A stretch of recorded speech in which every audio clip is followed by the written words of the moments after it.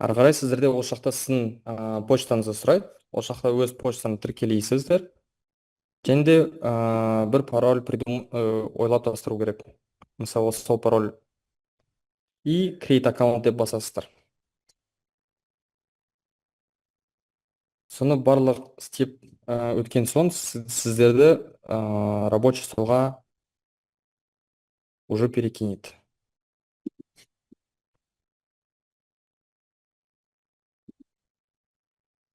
Мысалы, менде уже аккаунт бар, мен так что сразу рабочий столда күтем. Примерно 2-3 минут жететін шығар.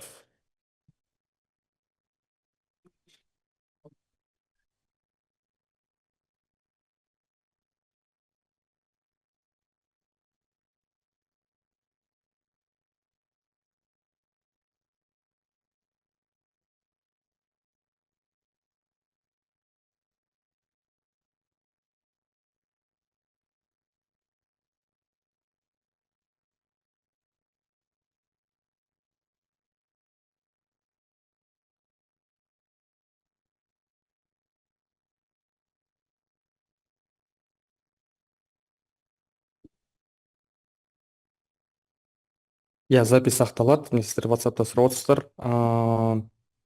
Tinkercad туралы курс болып еді ғой. А, Бірінші сабақ көрсетеміз, основной моделирование қандай қолданады, қалай неме істеуге болады, қандай мүмкіндіктер бар, және де оны қарастыруға болады, қалай оны сабақтарда қолдануға болады.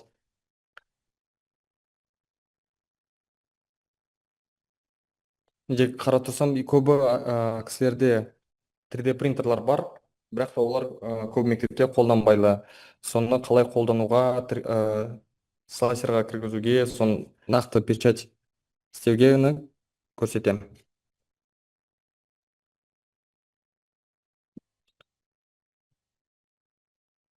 Так, зумдағы чатта түкте жоқ.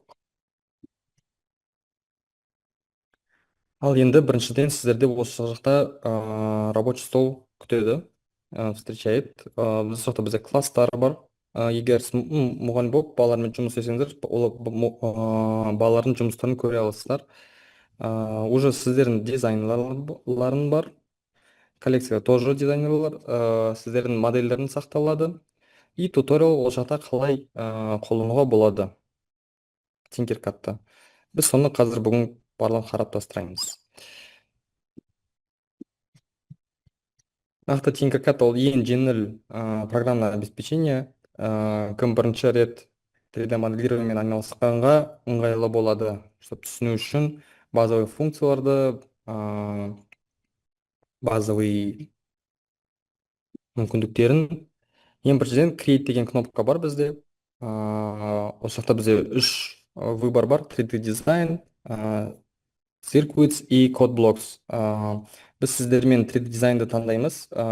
Осы электроника бойынша арналған код блок ол скретчқа язык программирования ұқсас.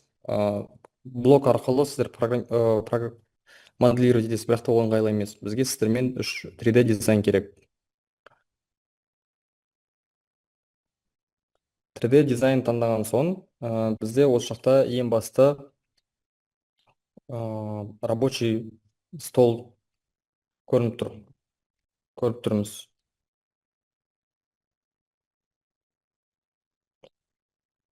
Рабочий столда не істеуге болады? Ең бірінші, мынау бізде кубик бар. Кубикті айландырып, біз сіздермен рабочий столды фигураларды дайын уже ар жақтан көреміз. Үстіден, мысалы, сол жақтан, алдыңғы жақтан, оң жақтан, оны айналдырып, былай сізге қалай ыңғайлы битті істей аламыз, көрсете аламыз. Содан кейін бізде ол жақта уже дайын фигуралар бар. Мысалы, куб, цилиндр, сфера, әртүрлі пирамида, треугольниктер, жұлдыздар. Және де ол жақта тек қана осы дайын фигуралар емес, басқа бар. Мысалы, ол жақта сандар мен әріптер. егер сізге керек болса, жай балалармен базовый фигуралар қандай емес деуге болатынды осы жақта қарастыруға болады. Оларды барлықтарында Tinkercad ішінде жасалған. Мысалы барлықтарыңыздар бар. Мысалы ойыншықтар егер елкаға печать етуге қоюға болады. Сондай мүмкіндіктер бар. Ал енді біз сіздермен базовый функцияларды қарастырайық. Қандай кнопкалар бізде бар. Ең біріншіден біз осы треугольникті қарастырған соң бізде әртүрлі видтар бар. Мысалы осы алманы құлаушытқан бассаңыз, осы ол анимацияға арналған. Егер сіз 3D модель істеген соң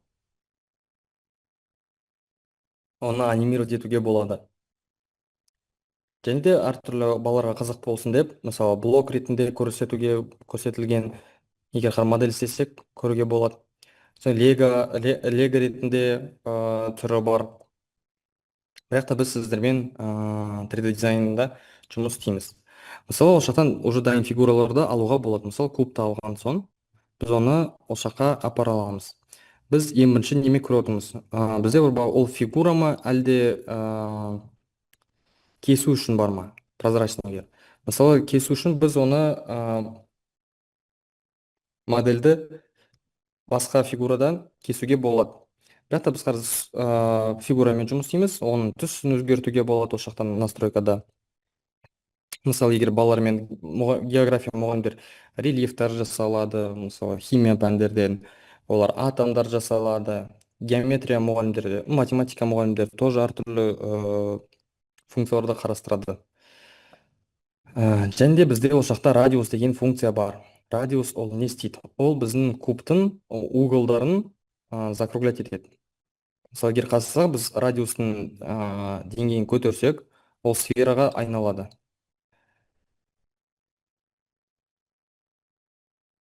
Содан кейін тағы да бізде екіншісі функция бар, ол steps деген. Steps ол шаги. Біз шагтарды нөлге өзгерсек, ол жақта закругленность ол будет так қатты сильно не видно то, что он закругленный. Жай кесе алған сияқты болады. Егер степті көбейтсек, ол более плавный болады углдары. Айырмашылық сондай. Сосын бізде бар ұзындығы, сосын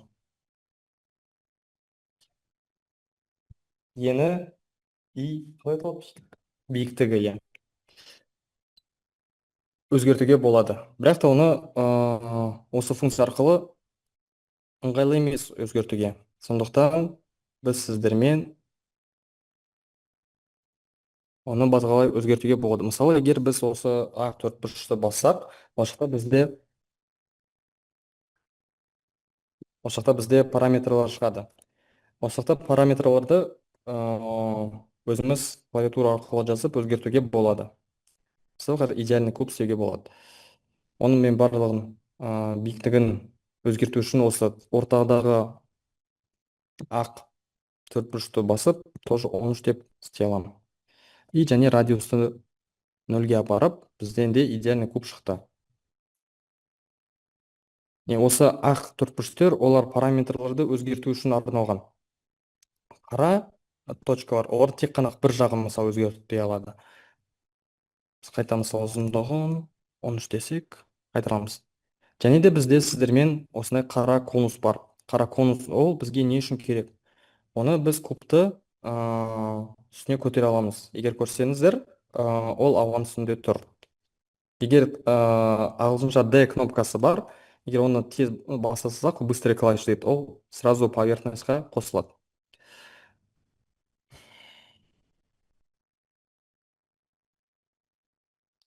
Және де фигурамен қалай басқалай оны аударғытуға болады.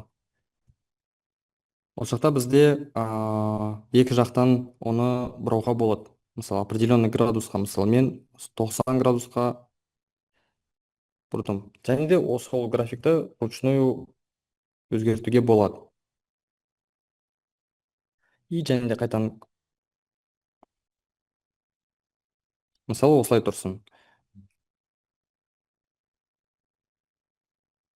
Мүмкіндіктерін көрсетіп отырмын. қандай функциялар, базовый функцияларды бар. Ә, ол біріншіден. Екіншіден, мысалы біз екі фигураны қарастырсақ, олармен не істеуге болады? Не мысалы осы кубты мен осы цилиндрмен бірге қосуға тырыссам, ол үшін не істеу керек? Біріншіден, олар жай былай вручную қосуға болады. Мен мысалы кубты цилиндрға кіргіздім, екеуін таңдаймын, и осы жақта менде кнопка бар, объединить деп. Енді мынау екеуі, куб пен цилиндр, бір фигура деп саналады. Печать еткенде 3D принтерда ол бір фигура ретінде печать етіледі. Соны егер мен ошибка істесем, оны қайтадан ungroup істеп, қайтадан бөлуге болады бір-бірден. Мысалы, және осы қара конус не үшін керек еді? Мысалы, оны үстіге көтеріп, цилиндрдің үстіне қоюға болады. Және де солай қайтадан бірге қосып, мынау бір фигура деп саналады. Екіншіден, қандай функциялар бар? Мен сіздерге жай базовый функцияларды көрсетіп отырмын. Олар барлық 3D модель создать үшін программное обеспеченияларда бар.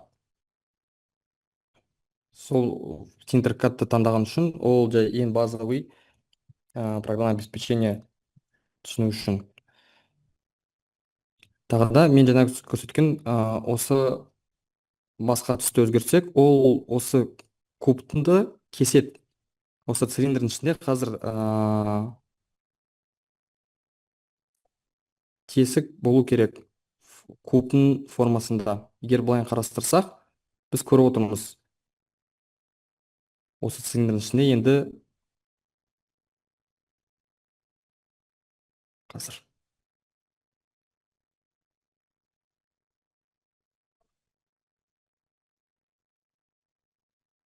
Енді цилиндр бізде соншама толық емес. Оларды қандай жағдайда қолдануға болады? Қазір ең аяғында бір үлкен фигура жасаймыз. Соны қарастыруға болады.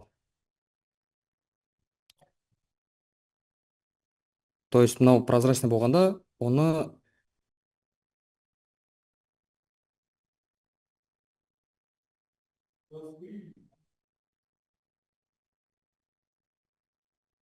кесетін фигура, в общем.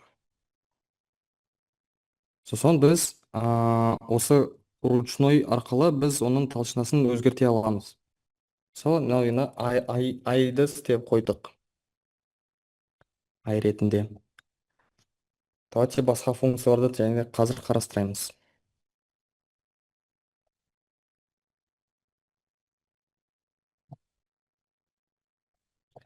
Мысалы, бізде екінші рядта бізде ошақта scribble деген функция бар. Осы функция көбінесе тек қана Tinkercad-та қолданады. Мысалы, ошақта біз оны апарғанда, бізде ақ бет сияқты бар. И қалам ретінде біз бірнеке сала аламыз. Мысалы, жүрек. Мысалы, мен жүрек салдым. И 3D видта менде ошақта в правом верхнем углу көрсетеді, как он будет выглядеть в 3D объеме. Оны көбінесе, мысалы, брелок жасауға болады 3D принтер арқылы, әлде сырға ретінде болады. Ол жақта мысалы крючок сатып алғанда отдельно былай істеп қоямыз, чтобы оны ілу үшін.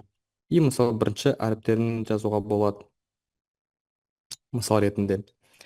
Және де ол жақта бізде ластик бар, өшіруге болады.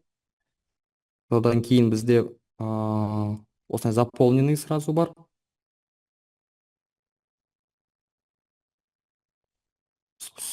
Мысалы осылай сүйек салуға болады.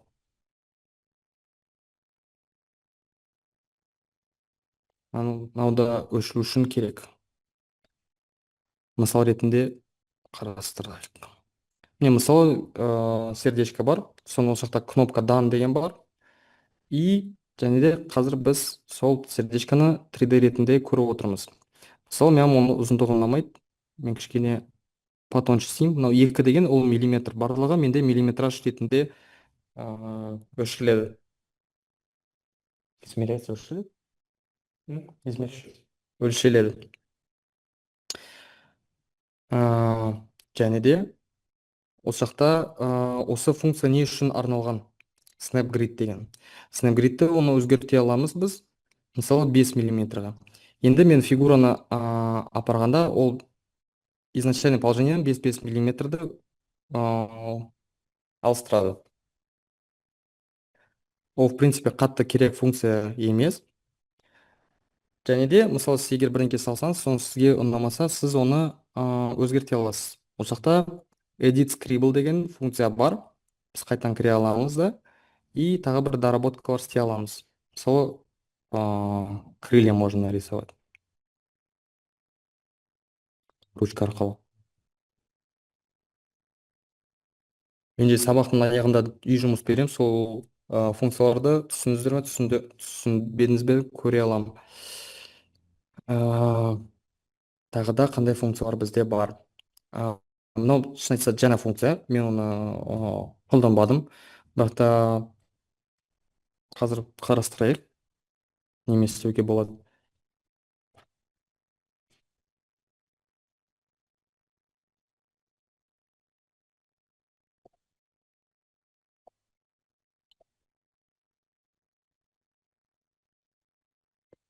Сол бірдеңке ваза сияқты салып отыр, иә? Жарайды, мынау пока түсініксіз.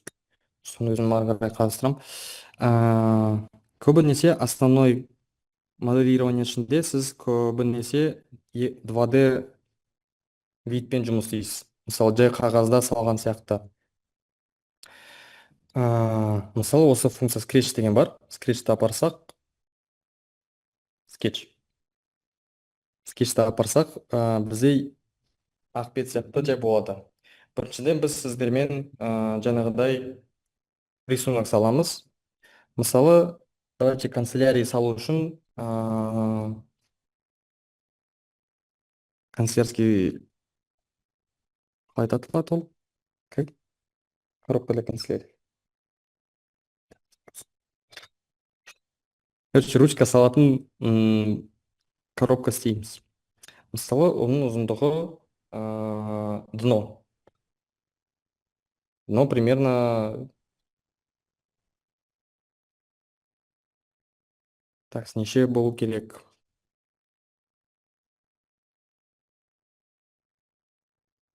Примерно ұзындығы 10 сантиметр дейікші. 10 сантиметр и стенкасы 50.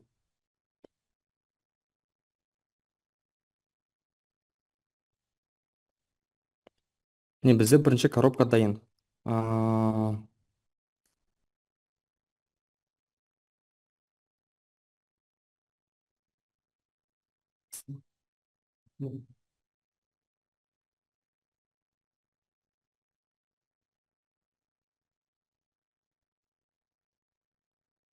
Қазір қайтадан сол жерден.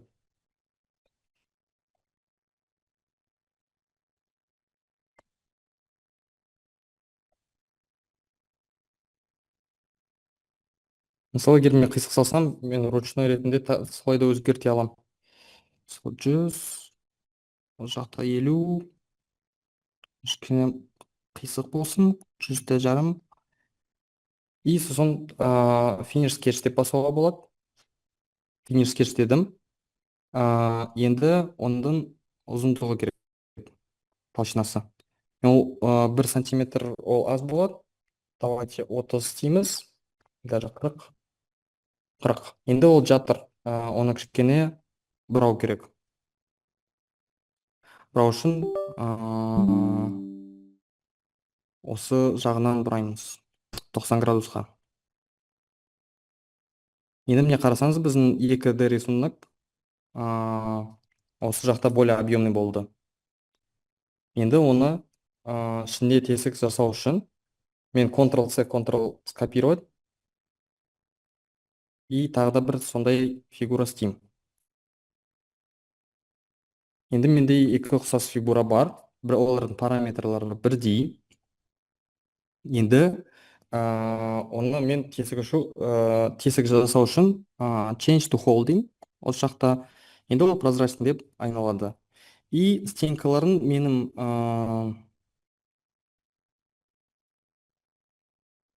осы фигураның стенкаларын, такс, ол менде кішкене көрдіңіздер ма, столдың астында жатыр. Егер рабочий поверхностьті қарастырсақ, міне астына кіріп кетті.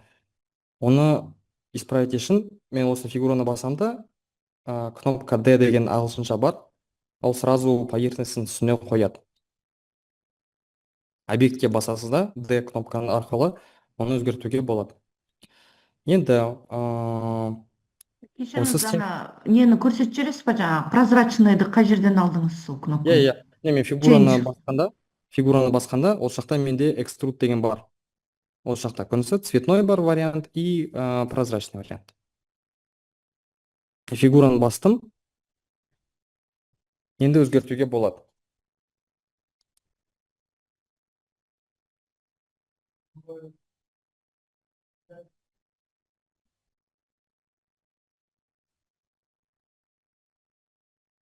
Енді мен оның параметрларын өзгерту керекпін. Не үшін? Біріншіден стенкалардың толщиналары болу керек.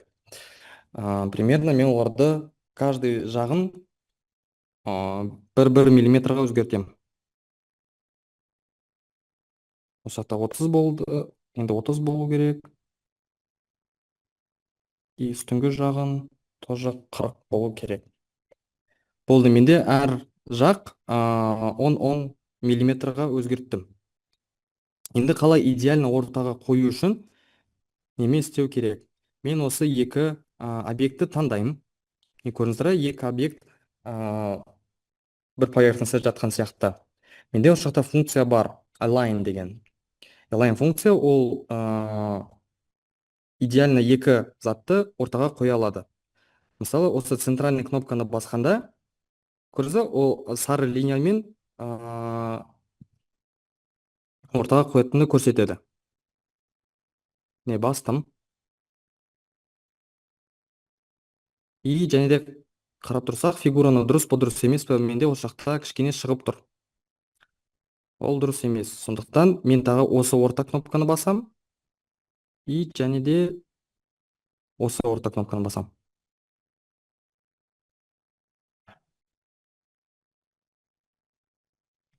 Енді осы фигура ішінде болып кетті.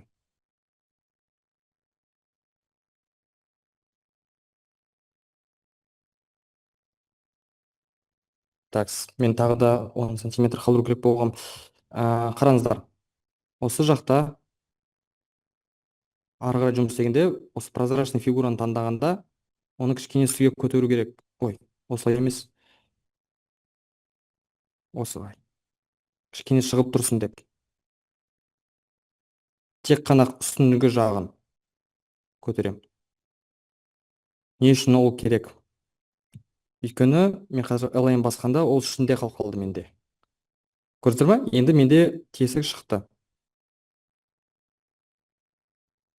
Мен оны бірінші көтерген үшін, ары қарай онымен жұмыс істеу үшін сөйттім. Енді қарастырсақ, пунктирный линиямен көрсетіп тұр, қайда оның айтыңыздаршы, дно. Не, днода тоже менде примерно 10 миллиметр расстоянием бар. И мен оны уже спокойно объединять ете аламын. Солай да екеуін таңдаймын. И объединение группамен менде мысалы ручка салу үшін канцелярия шықты.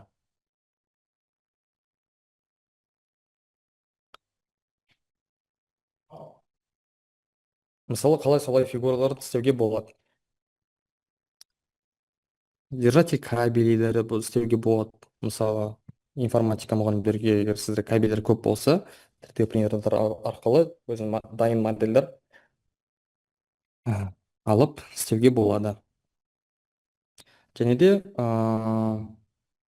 менде бір проект болған, біз детский домға барып, балалар өздері осылай 3D арқылы өздеріне үй жасады. Мысалы, крыша алып, крыша жасады. оларға қызықты болды. Біз сосын келесі күн 3D принтерда оны распечатать етіп балаларға алып келдік. Олардың немен істелген. Олар қисық-қисық, конечно, шықты. Бір сабақ жетпеді барлығына үйрету үшін. А, бірақ та оларға қызық болды то, что олар 3D модель істеп, біз келесі күні готовый печатьтерді алып келдік. Сондай сондай әртүрлі проекттар бар. Және де қараңыздар, қандай функциялар біз әлі қарастырмадық. Мысалы бізде осы фигураға крышамызды шетке қоюға қажетпіз. Бізде ол жақта workplane tool деген бар. Біз оны таңдап, осы қай поверхностьқа қоятынды таңдаймыз. Мысалы мен осы шет жаққа сол крышаны қоюға келіп тұрмын. Басам. Енді мен осы пирамида алғанда ол тек қана осы границаға жатады. Қай жаққа қойсам да, сол жаққа қойсам да, ол осы границаға жатады. Енді қалай сол поверхностьті алып тастау үшін оны workplane toolды қайтан басып, и астға басамыз. Енді осы фигураны аудару үшін rotate таңдаймыз да, D кнопканы басамыз да, ол поверхностьтің үстінде жатыр. Мысал ретінде қазір мен жек көрсетіп тұрмын, сіздер базовый практика. Тек қана практика арқылы сіздердің қолыңыз үйренеді. Чем тезірек, чем күштірек, сосын моделировать етесіздер. Және де айтқандай, осы фигуралардың түстерін өзгертуге болады. Отдельно қарастырып фигуралардың түстерін өзгертуге болады. Так, тағы да қандай функциялар бар? Мысалы, және де біз балалармен робототехникаға қатысқанда әр командада бізде номерлар бар. Команда номерлары бар. Мысалы, біз балалармен оны қалай істеуге болады? Осы жақта текст деген бар. Тексті алып шыққанда бізде осы конскурит текст шығады.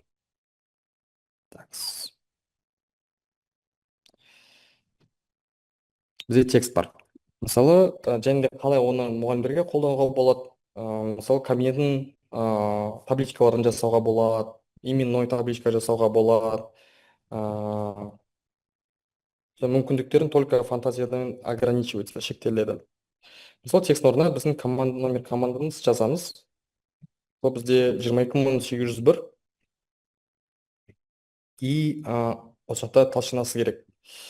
Толщинасы мысалы 4 мм, ол пойдет. Табличка үшін 4 мм сәйкес. Біз сосын табличканы роботқа жабыстырамыз. Обычно ары қарай оның ұзындығымен жұмыс істеу үшін солай же ақ квадратты басамыз. Мысалы бізде стабильный ұзындығы 130 болу керек. Ну, 13 сантиметр, егер айтсақ. И ұзындығы 5 сантиметр болу керек. Мысалы правила бойынша, ереже бойынша бізде сондай болу керек. Енді біз же былай клеить етсек, ол әдемі болмайды. Өйткені каждый цифраны роботқа клеить етуге ыңғайлы емес. Мен аламын қызыл квадратик мысал ретінде. Әлде басқалай істеуге болады. Давайте лучше скетч арқылы істейміз, скетч арқылы. Скетчті барғанда сол қайтан квадрат саламыз. Примерно 13 сантиметр болмайды, енді ол 140 сантиметр болсын. 5-5 шетінде болсын. И астыға 60 бізге керек.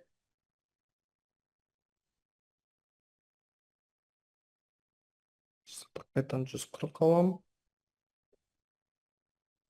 Осы жақта 61 дейді. Значит, менде қисық болып тұр. Оны өзгертуге осылай тоже ручной болады. Енді екі жақтан менде 60-60 деп болып тұр. Finish sketch деп басам, и менде уже мне фигуркам бар. Енді қалай оны істеуге болады?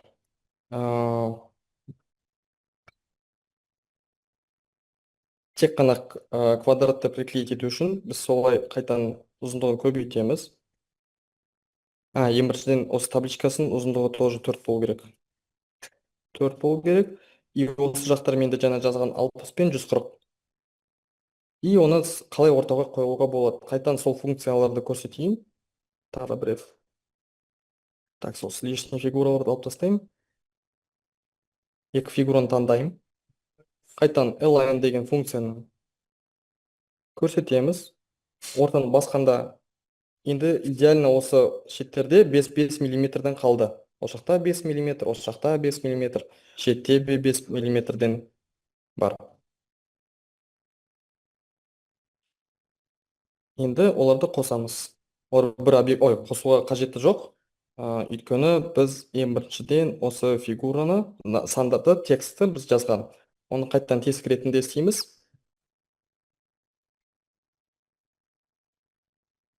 И енді қосуға болады.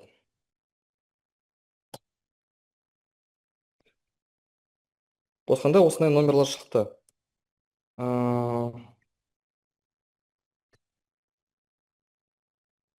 И сосын 3D печатьқа шығарғанда біз былай отдельно номерді, отдельно табличканы печатать еттік. И қазір мен 130, ол жақта 50. Қазір басқа кабинеттен алып келем сол дайын масалды.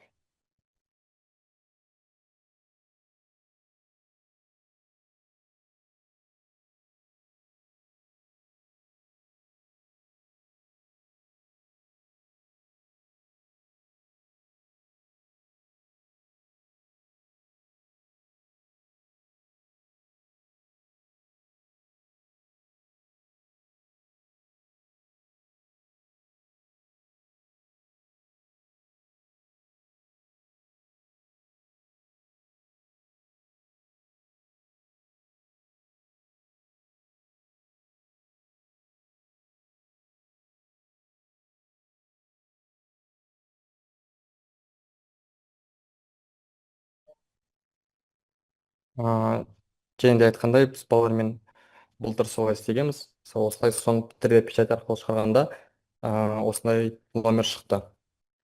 Егер қарастырсаңыз, біз пластик 3D принтер қолданғанда әртүрлі пластиктардың түрі болады. Гибкий пластиктар болады, қатты пластиктар болады. Және де қай жақта оларды қолдануға болады. Мысалы, біз осы көк жағын біз гибкий пластик арқылы печать еттік. Енді ол сынбайтын.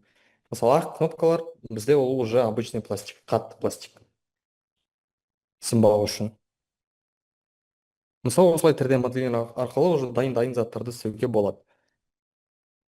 Так, тағы да қандай мысалдар бар. Біз сіздермен линейка бар, бірақ та линейканы соншама қатты көп қолданбайды адамдар. Но жай қарастыруға болады. Мысалы, біз любой жаққа қоямыз. Енді бізде ол жақта ось 0,0 шығады. Бізде осы жақта көрсетірік. Неше бізде миллиметр осы фигураның бастауының жағына и осы жақта. Және де ол жақта use midpoint бар. Midpoint басқанда ол бізге осы фигураның орта средний значение көрсетеді и біз егер өзгертсек, ол да солай өзгертіледі параллельно. Үш жағынан көрсетуге болады. Бірақ та оны для измерения көбінесе керек. Так что оны алып тастау үшін біз осы жақта dismiss ruler деген кнопка бар. Оны қолдаймыз. Және айтқандай анимация туралы, сол анимация ретінде ол жақта уже материал беруге болады. Мысалы, неменен жасалған, мысалы, мұз бар,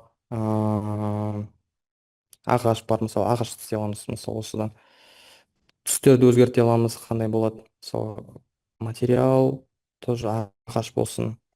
Ол жақта түстерді өзгертуге болады. Мысалы, қара үй болсын.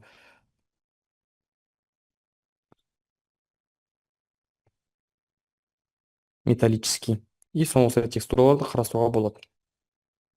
Блок түрінде осылай көріледі. И лего ретінде блок арқылы тоже көріледі. Тек қандай мысалдар бар.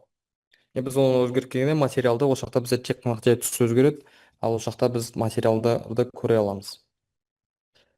және де қандай функциялар. Мысалы, қазір осы екі функцияны объединить етуге бар, разъединить етуге бар, aligned сіздерді көрсеттім, и отзеркаливание деген бар.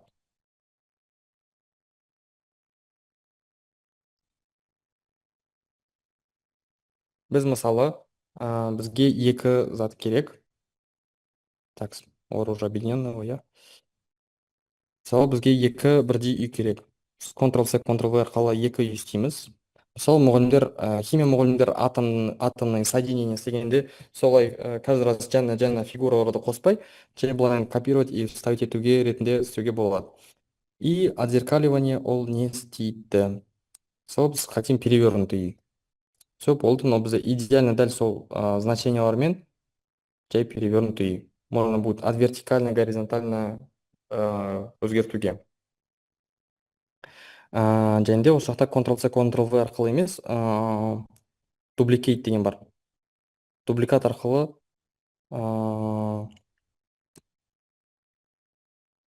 можно будет новый затты дәл сондай етуге. Егер екеуін танысақ, дубликейт істесек, бізде тағы екі зат болады.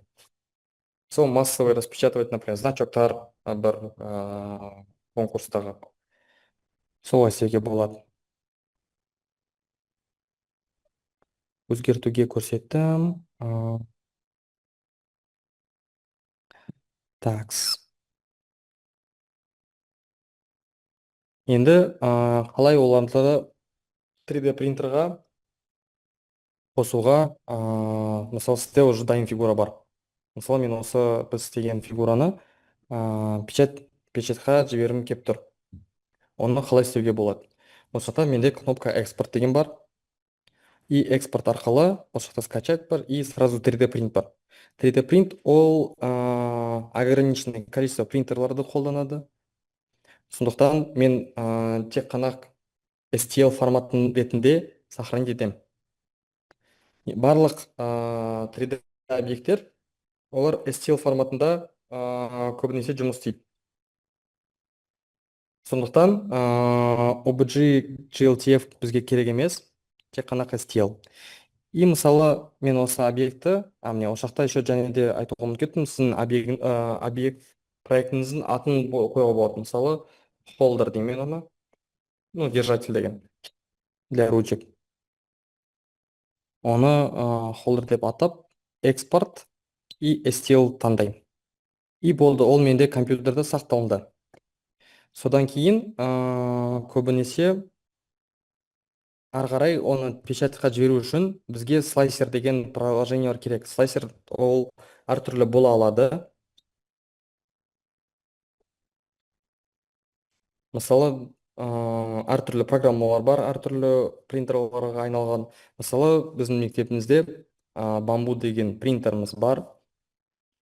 Сол бамбу студия деген приложение бар. Қазір оларды сіздерге көрсетейін. Такс.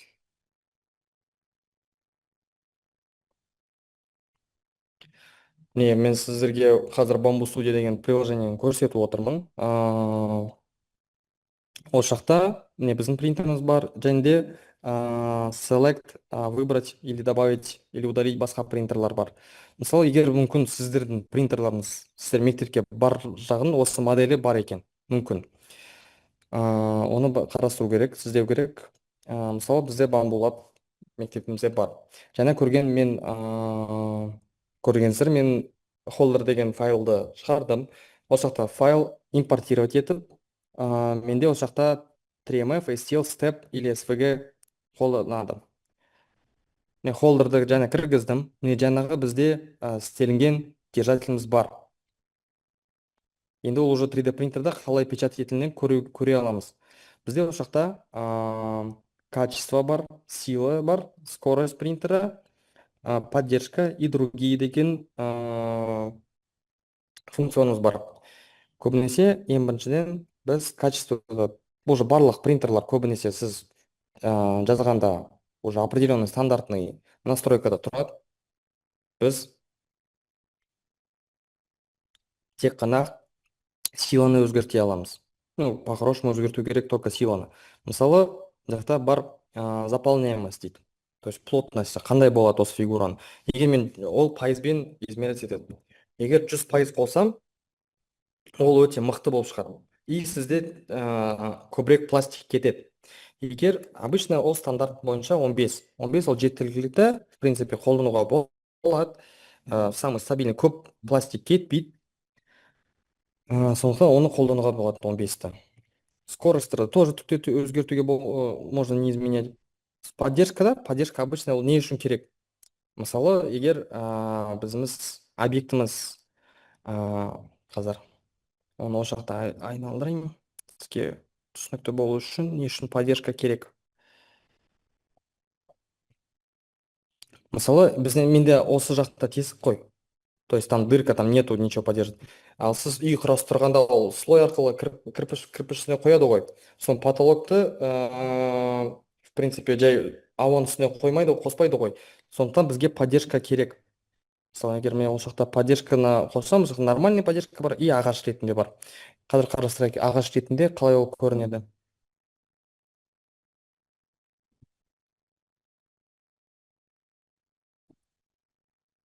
Поддержка деген неме, біз слой арқылы көре аламыз. Ой.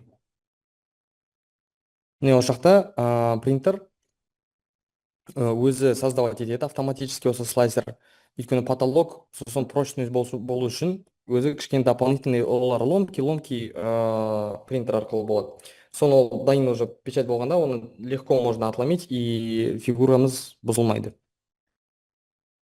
Сол үшін поддержка керек. Мынау ағаш ретінде көрсі, неге ол ағаш деп айтылады. Такс. И бізде тағдан нормальный бар. Нормальный ол қалай екен? Демонстрация жасайсыз ба? Я жасап отырмын ғой, көріп тұрған жоқсыздар ма? Көрініп тұр ма? Бамбуның.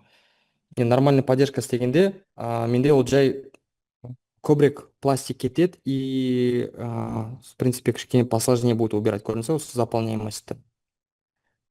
Так что барлық слайсерларда ағаш ретінде бар поддержка. И мен осы кескен кезде мен жазым тұр, мысалы, неше сағат печать етеді менің принтерім. Мен мысалы жазым тұр 5 сағат 2 минут, осы тек қана осы кішкентай канцелярский держатель 5 сағат ішінде тек қана дайын болады. Мысалы, неше менде пластик кетеді. Барлығы менде 55 грамм кетеді пластигін. Көбінесе бір рулондар пластиктің, ол примерно 1 килограмм ғой. Сол 1 килограммның всего лишь 55 граммы кетеді осы концертке жасауға. Так что 1 килограмм көп затқа жету керек. Шын айтса. Такс. Оны мен бір инсайт берейін. Жылдың аяғында қазір методичка істеп отырмыз. Сол методичка барлық мектебіне разошлется. Ана жақта барлығын жазылып тұрады. Қалай осы настраивать етеді бар, қандай пластиктің түрлері бар, не үшін қолданады, кімде мысалы 3D принтерлар бар, мұғалімдер, олар көбінесе қалай настраивать ету керек, калибровать ету керегін білмейді. Сондықтан біз мен караван новоспен бірге методичка жазып отырмыз. Сол методичка шығады 3 тілде, әлде 2 тілде ма, әлде қазір шешіп отырмыз. Бірақ та қазақша, орысша точно болады. Сондықтан барлығын детально қарастырамыз. Осы сабақтар сіздерге моделирование қосуға, плюс моделирование и қалай можно внедрять сол моделирование біздің мұғалімдерге. И в конце біз осы жақта printplate бар. И printplate'ті оларды әртүрлі жіберуге болады. Мысалы, Wi-Fi арқылы жіберуге болады.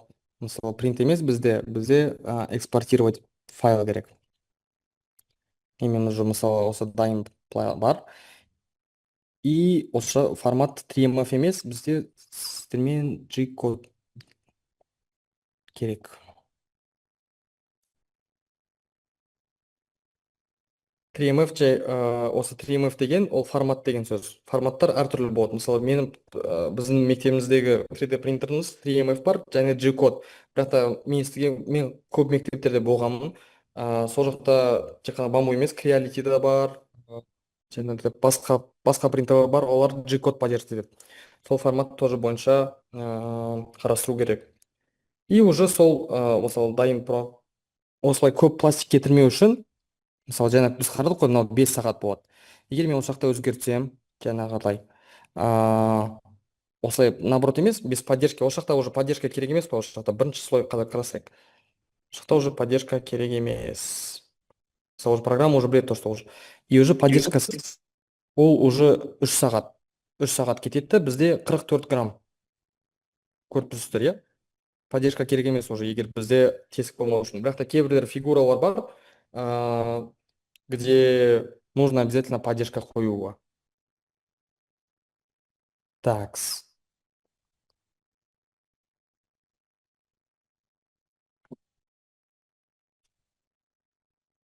Менде сұрақ бар, қоюға бола ма? Я говорю. Мына сонда осы бамбу деген приложениені скачать етіп алу керек қой, иә, тоже ноутбукқа Егер распечатка жасау үшін. ну, смотря сізде қандай принтер, көрдіңіз бе? Мысалы сол үшін мен WhatsApp группада сұрадым, сіздерде қандай принтер, мен сосын қарастырып, примерно сіздерге қандай большинство болады, соған арнайы слайсерді қарастырам келесі сабаққа. Мен мысал ретінде бүгін көрсеттім. Такс, тағы да не айтқым келеді? Менде бір сұрақ бар еді. Иә, Кешіресіз, кез келген принтерге бола беретін ондай істеуге болмай ма жасауға? сондай приложениялар бар, жоқ көрінсе, қазір мысалы Қытайдың, Американың производительдер көбі 3D принтерлар. Енді олар келісім шығарылмайды, бір программа, чтобы барлық принтерға келу үшін деп, сәйкес болу үшін. Я Мысалы тағы да бір жаңа сұрақ болған. кура немесе репитер хостпен жасап жатырмын да, распечатканы пайдалану үшін. И онда бірақ поддержка жасалмайды. Жоқ, Курада бар ғой. Курада что-то менде поддержка жасалмады. Мен репитер хостпен көрдім, бірақ оны жатқызуға тура келді анау детальді. Положениесінің позициясы. Мен до Bamboo тоже бізде Creality деген принтер болған, сол жақта мен Кура арқылы жұмыс істеген, бірақ та поддержкалар болды. Это ағаш етін емес, олардың жақта, кажется, только, мен жұмыс істегенде ол 3 жыл, 4 жыл бұрын болған. Қазір өзгерді. Сон тағы бір сұрақ, готовый осылай жаңағы сіз мынаны қорапты бәрін жасадыңыз ғой, кәдімгі этап по этапты. Иә. А готовый, например, шахматный фигураларды готовый бір дайын тұрған нелер бола ма тоже? Не, жақсы Сол сұрақ. жерден алып. Қазір өте жақсы сұрақ. Қазір көп сайттар бар. Қай жерде уже готовый модельдер, тегін готовый модельдер бар.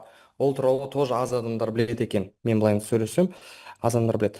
Мысалы, біз кеше орыс топпен өткенде, мысалы, доменная пеш деген бар ғой, соның даже 3D модели бар. Интернетте дайын 3D модельдері бар. Оларды скачать етіп, сразу принтерға загружать етуге болады. Так что сол методичкада мен жібергенде, либо мен даже курстың аяғында список сайтов жібере аламын, қай жерде сіздер тегін дайын уже 3D модельдерді алып печатьқа қоюға болатындар, әлде сразу сабақта қолданылып, мысалы 3D вообще несі жақсы, балаларға пространственное видение деген жақсы түсінеді сосын. Кешіріңіз, мына бамбулапта да бар ғой, иә? Негізі ішінде бар ғой, біз содан шығарып жүрміз өзінің готовый нелер. Иә, Bamboo жаңа көргенде міне үйде уже готовый немелер сайтта бар. Мысалы, біздің балаларымыз не істеген, олар печатьқа қойған. Енді ол жақта онлайн модельдер, мысалы, жаңа жылға арналған, мысалы, бар. Бассақ, тек қана Bamboo емес, басқа сайттарда да тоже дайын фигуралар, мысалы, химия пәнінен керек уже дайын модельдер бар балаларға көрсету үшін. Мысалы, геометрия пәніне арналған үшін. География. Не, мысалы, өзгертеді. Не болды, менде уже дайын уже готовый бар. Мен ол жақта тек қана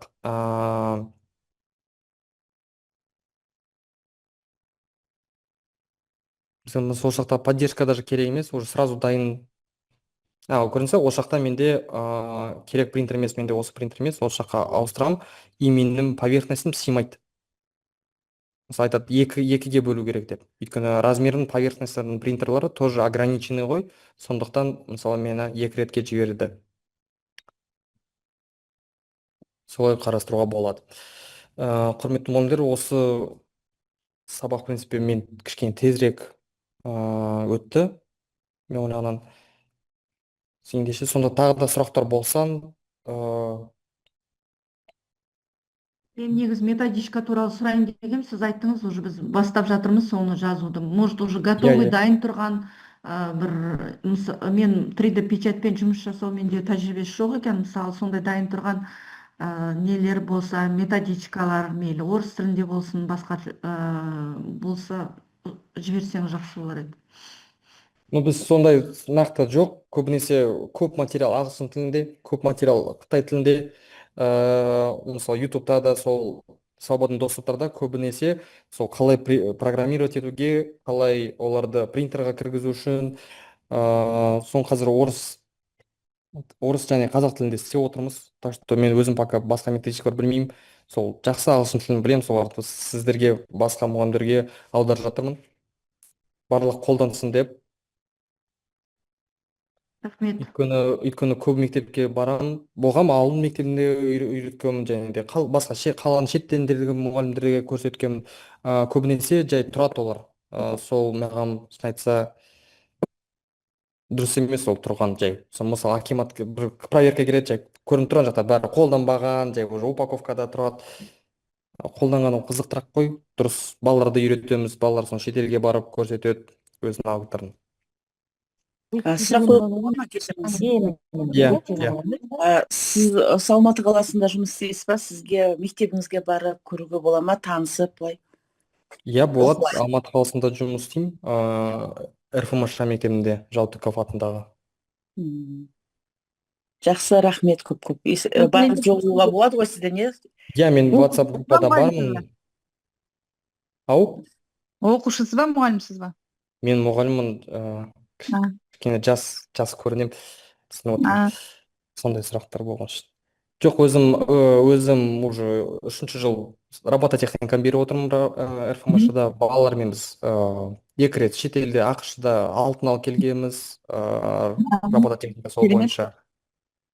Енді қараңыз, осы HDMI принтермен біздің мектепте де сол дұрыс айтып отырсыз, тұр, су жаңа болып қыстау. Оны соны іске қосқым, былтырдан армандап жүрмін, сол іске қосқым келіп жүр. Иә, соны мен де арманым сондай, шын айтса. Басқа мектептер қолданып, енді қараңыз, мен информатика емеспін, бірақ мен өзім сабағыма сол кіріктіргім келеді. Иә, мен де сол үшін қазір бүгін үй жұмысы болады. Сіздерге қазір көрсетемін. Сосын сізден тағы сұрағым бар. Осы принтермен бір жоба, бір жаңалық әкелуге болады ма?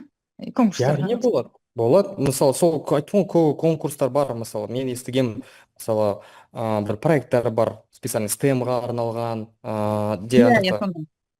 де призовой фондтар бар, бір какой-то орындарға алсаңыздар, бір мектепке бір плюс болады ғой ол, все равно.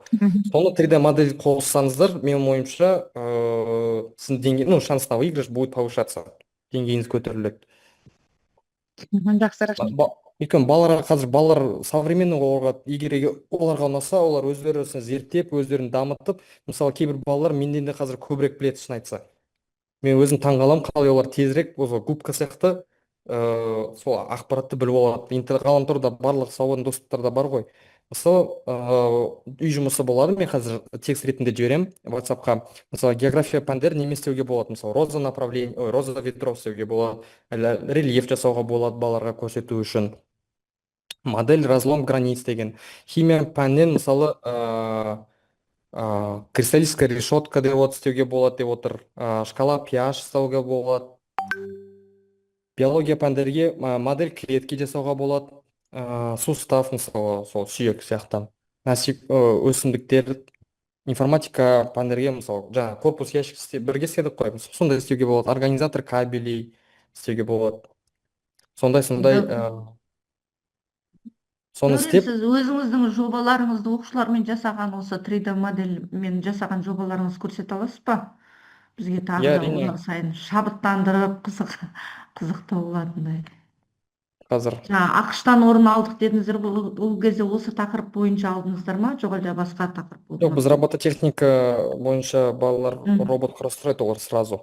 Біз мысалы готовый наборлар бар, ну готовый емес, қалай түсіндірем.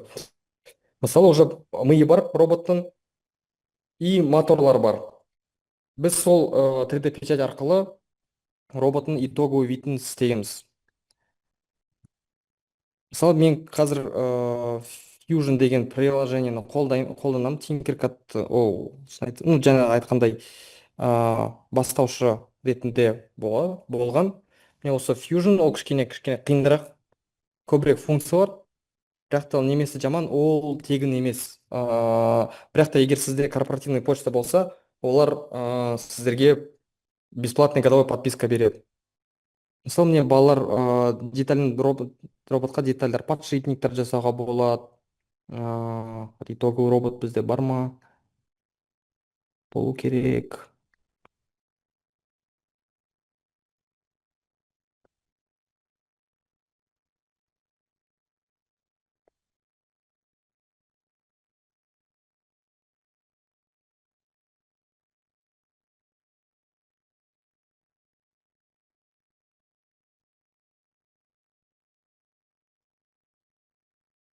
Қазір үлкен проекттер жай ұзақ грузиться етіледі.